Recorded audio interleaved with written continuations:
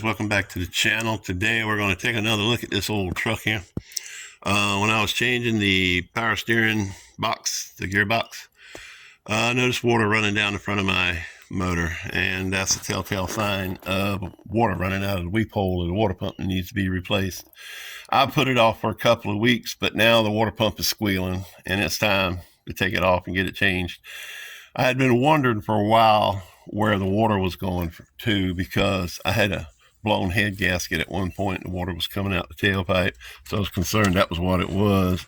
But here lately the water's just keeps going somewhere, and I was concerned it was another blown head gasket. Still a little warm. I drove it to town a while ago, but yeah, this thing is always empty. I don't know if you can see down in there, but that little bit of water you see in there, that's just sitting there on top. The level is always low, but it never runs hot, knock on wood, that I've been blessed with that much, that it doesn't run hot. I know that's annoying, isn't it? But anyway, it doesn't run hot, but the water pump is leaking and it's fixing to go out completely, and I really can't take any major trips or anything, like to the doctor's office or anything, because it's like 30 miles away. So I need to get this water pump rectified. So we're going to start working on this right now. All right, the first thing you want to do is you want to drain the water out of it. And I don't know if you can see it down there. This is the petcock right here, this thing right here. Okay, you're going to turn that to the left and allow the water to run out. In my case, it's water. Most people are going to have antifreeze coolant of some sort in there, and you need to catch that and recover it and take it to the proper disposable place. Here it's just water, because when I put the motor in, I never put antifreeze in it. I need to get some put in it and prepare for the winter.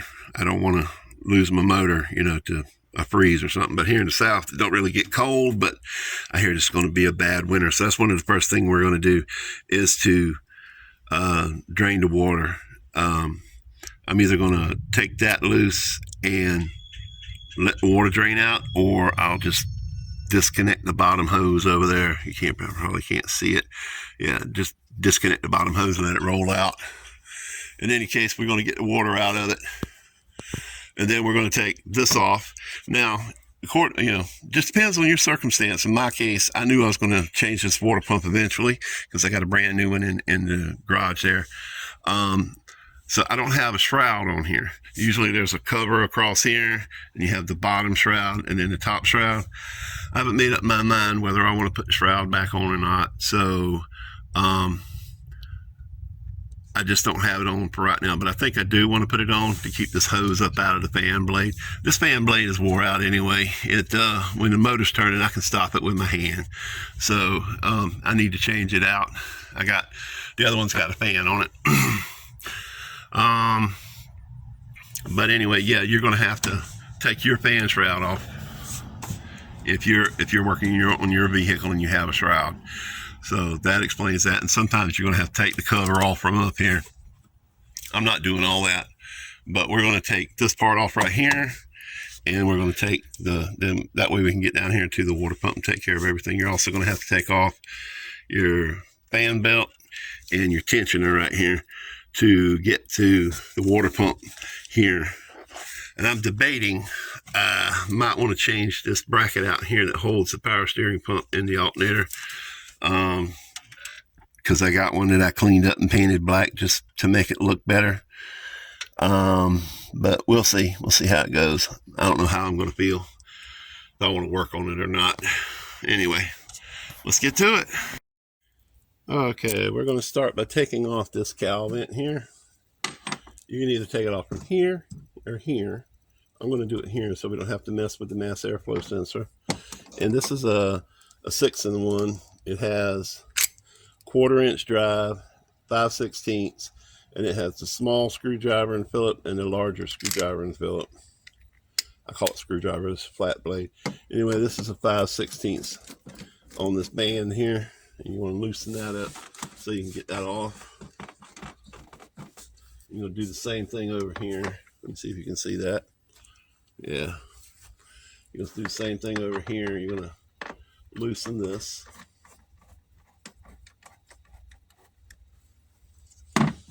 You're going to pull this off.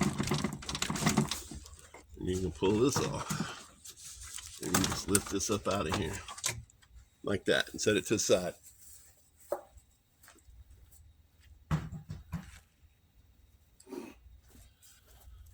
Okay.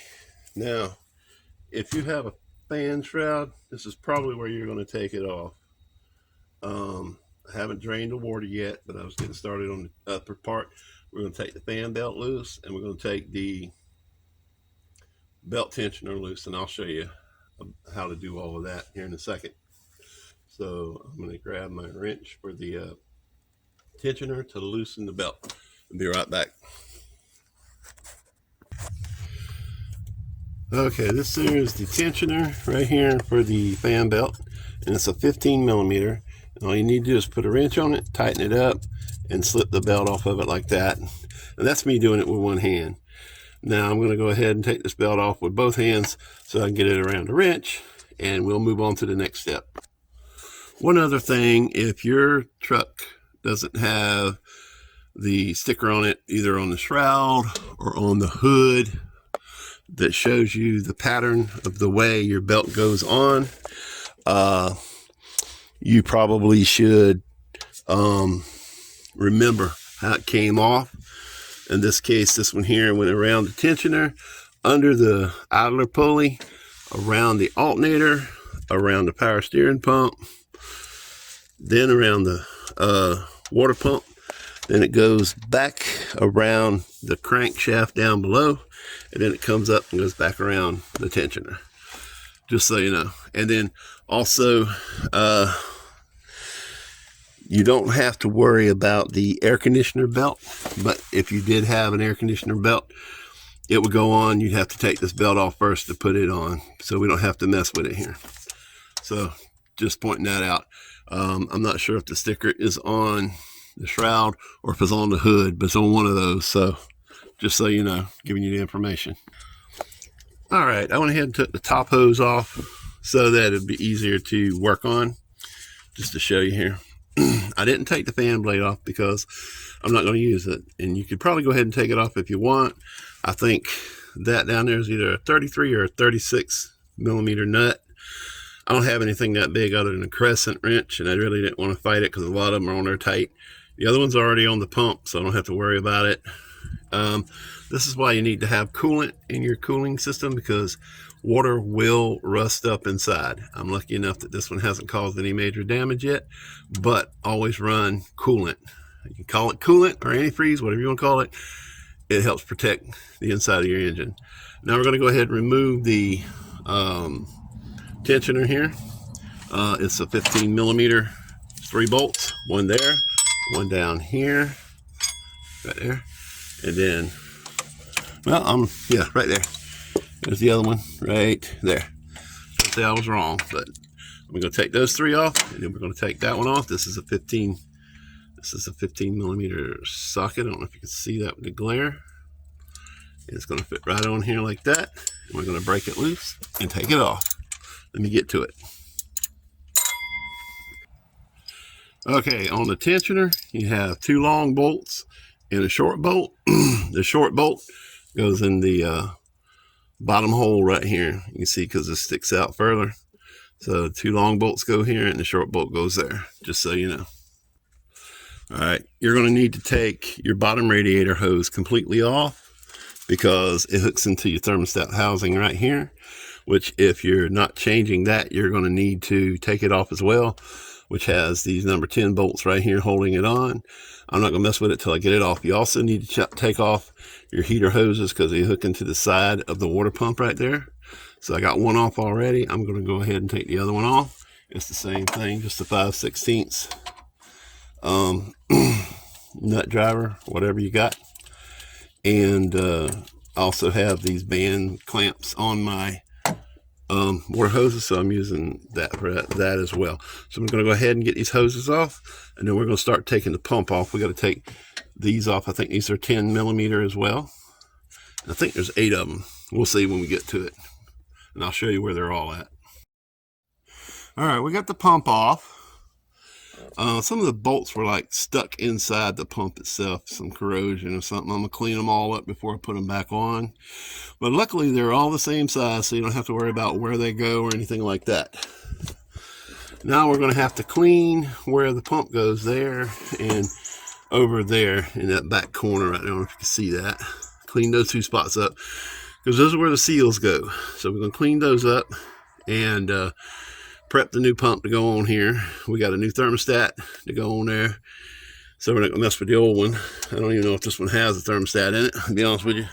I've never had it apart, but you can see what's talking about the rust. That's why you want to make sure you use antifreeze. I'm going to take this off and save it because you can buy just a thermostat, and we'll save the pump itself in case somebody wants one for a core or anything. But I'm going to go ahead and take that off. In the meantime, I'm going to clean these bolts up and get ready to put the new one on, clean up everything. We'll be back in a few. All right, we're back, and I just wanted to show you what I'm working with here. That's the water hole. See the rings around there? I'm going to assume that's where they had the O-ring style seal on there, and they went with a paper seal, and they were stuck on there good, boy, let me tell you. I finally got them off and cleaned up, I think enough that we can go ahead and proceed with putting it together. So make sure there ain't nothing in these holes, and we're going to get back to work. Let me get the stuff and I'll show you what I'm working with.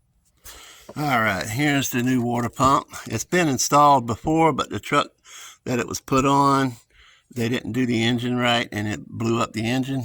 So this doesn't have any miles on it really.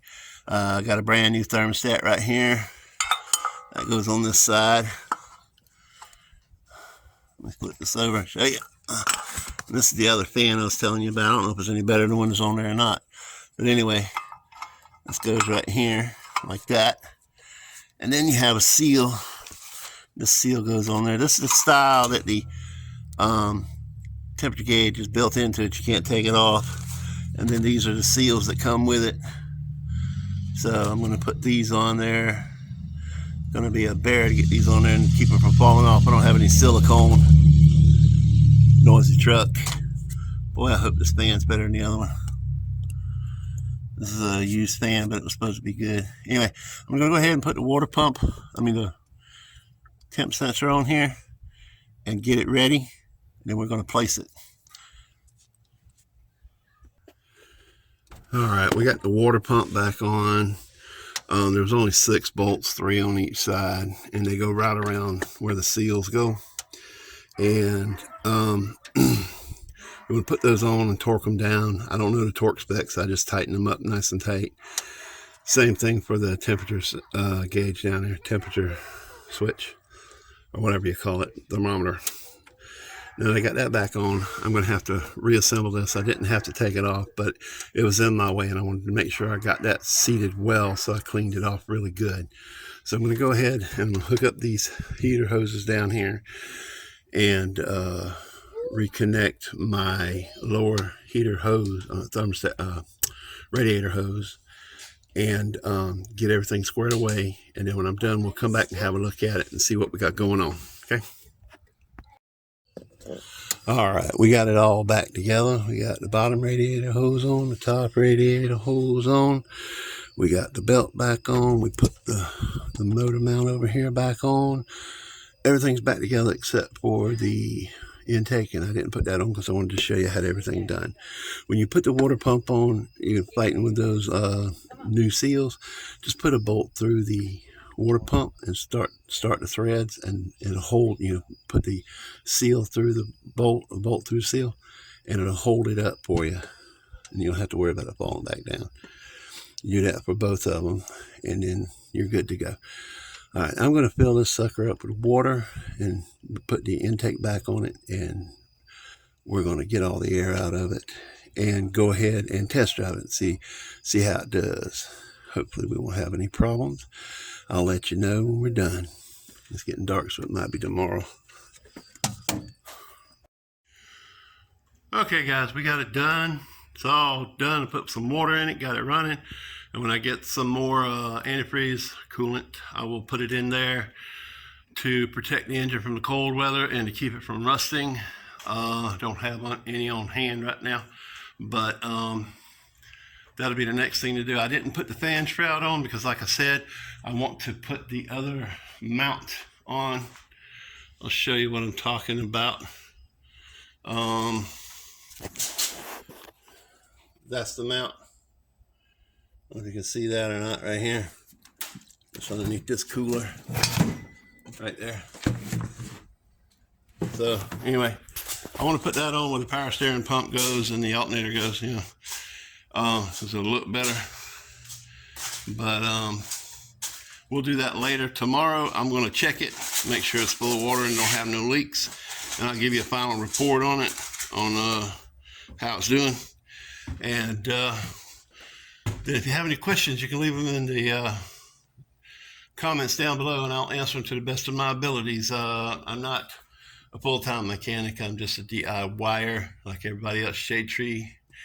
So if I helped you, you can help me by hitting that like button, maybe subscribing if you will. It would really help the channel a lot. And tell your friends about me. I'll see you tomorrow. Okay, it's the next day. I got it up to temperature. It's nice and hot. Sucked all the air out. Looks like I still need to add a little bit more water to it. There are no leaks that I can see anywhere. And it's not making that rattling, squealing sound anymore. So I'm going to call that a win. So we're going to go with that. If you guys enjoyed this video, how about leave me a thumbs up? And don't forget to subscribe and tell your friends to check out my channel if they need any of the information that you got from this. Like I said before, I'm not a professional. I just do this like a common man to help the common man. I hope each and every one of you have an awesome day.